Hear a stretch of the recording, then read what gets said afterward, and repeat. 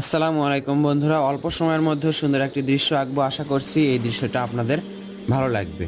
প্রথমে একটি সোজা দাগ আঁকতে হবে, এজন্য আমাদেরকে একটা সোজা দাগ আঁকলাম।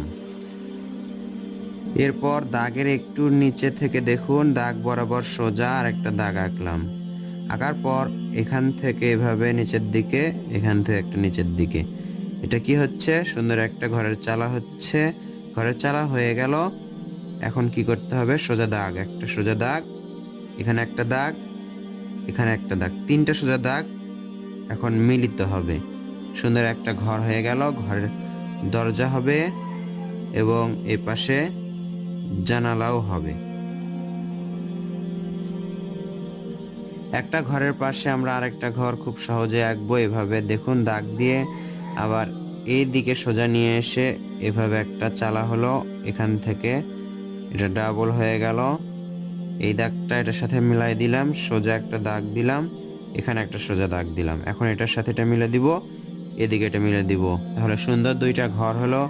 এই পাশে দরজা হবে, দরজার মাঝে একটা দাগ হবে। এই পাশে জানালা হবে, জানালার মাঝে একটা দাগ। রাবার দিয়ে আমরা সামান্য দাগ এইটুকু মিশে নিব।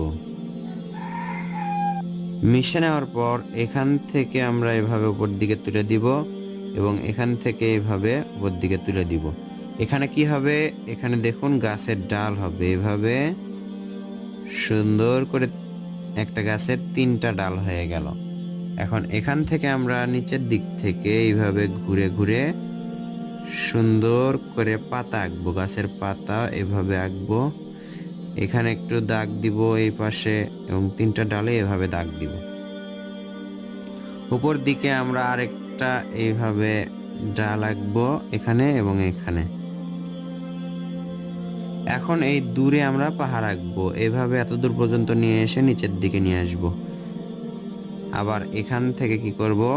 দেখুন এখান থেকে উপর দিকে নিয়ে যাওয়া, আবার এভাবে পাহাড় আঁকবো। এভাবে কয়েকটি পাহাড় আঁকবো, তাহলে সুন্দর লাগবে। মনে হচ্ছে এখানে যদি একটা নদী আঁকি তাহলে দৃশ্যটা আরো সুন্দর লাগবে। এজন্য এখান থেকে এভাবে একটা দাগ, এভাবে এভাবে নিচের দিকে নিয়ে আসলে দেখুন সুন্দর একটা নদী হয়ে গেল।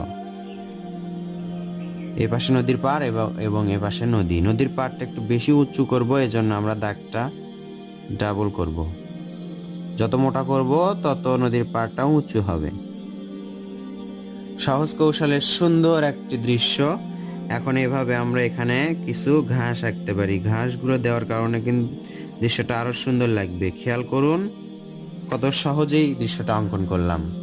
পাহাড়ের ওপর আমরা দুই পাহাড়ের মাঝে এভাবে একটু অর্ধগোল করলেই দেখা যাবে সুন্দর একটা সূর্য। ছোট্ট বাচ্চাদের জন্য এই দৃশ্যটা সহজেই আঁকা যায়। ছোট্ট বাচ্চারা দেখে দেখে সহজেই আঁকতে পারবে। দৃশ্যটি ভালো লাগলে লাইক করবেন, শেয়ার করবেন অন্যান্য বন্ধুদের মাঝে। আসসালামু আলাইকুম।